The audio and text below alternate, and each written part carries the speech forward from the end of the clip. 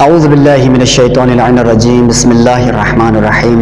رب ادخلنی مدخل صدق واخرجنی مخرج صدق واجعل لی من لدنک سلطانا نصیرا۔ سامعین محترم، اس وقت اگر ہم بغور مطالعہ کریں، مشاہدہ کریں، گلگت بلتستان کے اندر اس وقت ہر خاص و عام کے زبان پر ایک ہی چیز ہے، وہ کیا ہے؟ وہ گندم کا جو بحران اس وقت گلگت بلتستان جو کہ پورے اس کی زد میں ہے۔ سامعین محترم، اس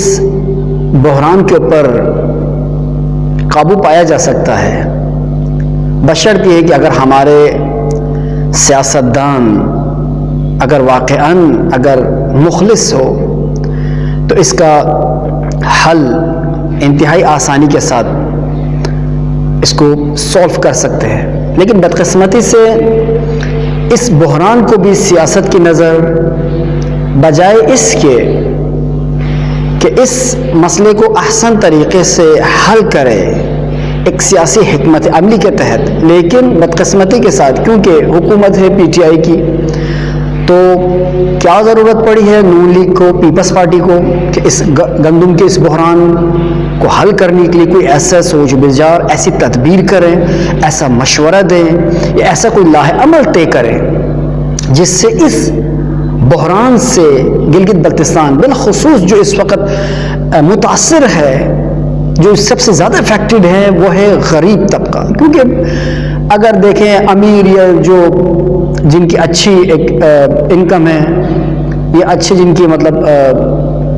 سورس آف انکم ہے، وہ تو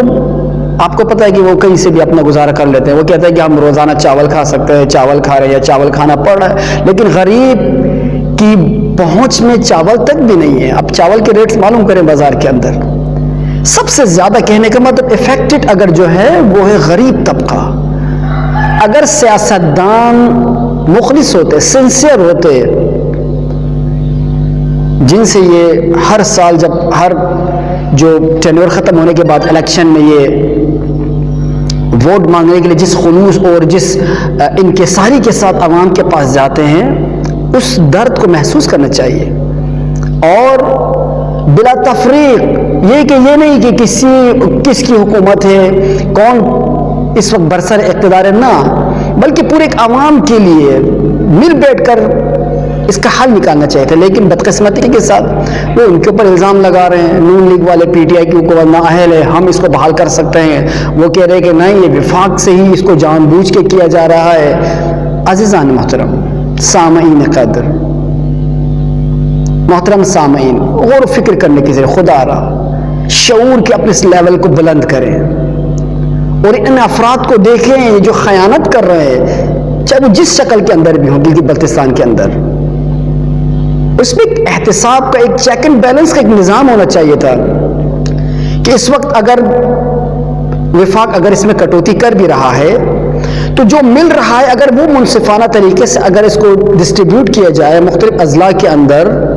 اگر اسی کے اندر اگر انصاف کو اگر مد نظر رکھا جائے تو میں سمجھتا ہوں کہ اتنا واویلا، اتنا شور نہیں ہو سکتا۔ لیکن اس کٹوتی کے بعد ایک جو بدقسمتی کیا ہے کہ خود گلگت بلتستان کے اندر وہ گندم پہنچنے کے بعد اس کی تقسیم بندی کے اندر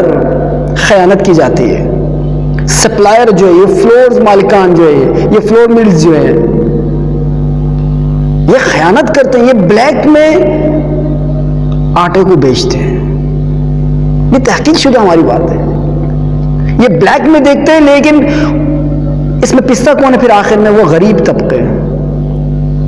وہ غریب لوگ جن کی سفارش نہیں ہے، جن کا کوئی وہ نہیں ہے، ایک سورس نہیں ہے، وہ غریب اس چکی میں مزید پس جاتے ہیں۔ خدا را سیاسی بصیرت کو بلند کریں، میری گلگت بلتستان کی عوام سے اپیل ہے، خدا را اپنی سیاسی بصیرت کو بلند کریں، ایسے افراد کو مت منتخب کریں جو ہر سال آپ کے ساتھ خیانت کرتے ہوئے آ رہا ہو، مت اپنی جانیں ان کے اوپر قربان کریں نعروں کے اندر۔ دیکھیں اس وقت اس مصیبت کی گھڑی میں کون ساتھ دے رہا ہے؟ ابھی دیکھیں جتنے بھی رئیس لوگ ہیں، جو مال و دولت سے مال مال ہیں، جن کی تنخواہیں 50 60 70 ہزار سے جن کے اوپر ہیں، ان کو ٹینشن ہی نہیں ہے. کیوں؟ کیونکہ وہ تو اگر یہ فلوٹ بیز والا اگر آٹا اگر ان کو نہ ملے، وہ فائن آٹا خرید کے آرام سے مزے اڑائیں گے. لیکن اس کی زد میں اس سے متاثر کون ہے؟ غریب طبقہ، غریب عوام. لہذا میری اپیل ہے حکومت سے، حکومت وقت سے، ان سیاسی جماعتوں سے، خدا را اپنی ذاتی مفادات سے باہر نکلیں اور اس غریب عوام کا سوچیں، اس غریب عوام کا سوچیں، اس کی ان کی مصیبتوں کو، ان کی جو ایک پریشانی ان کو حل کرنے کی کوشش کریں. خدا را